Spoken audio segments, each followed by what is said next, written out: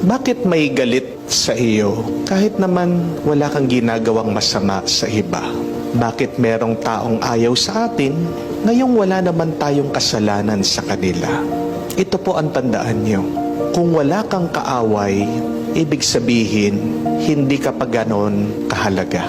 Kung walang natatakot sa iyo, ibig sabihin, hindi ka malakas at wala kang kapangyarihan. Kung hindi ka pinagchichismisan ng iba, ibig sabihin, hindi ka bukod tangi.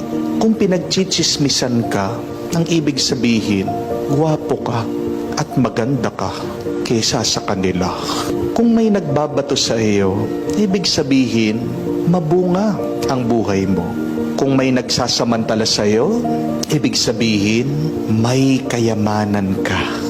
Kung may nagbababa sa iyo, ibig sabihin, umaangat ka sa buhay. Kung may nagsasantabi sa iyo, ibig sabihin, natatakot sila sa iyo.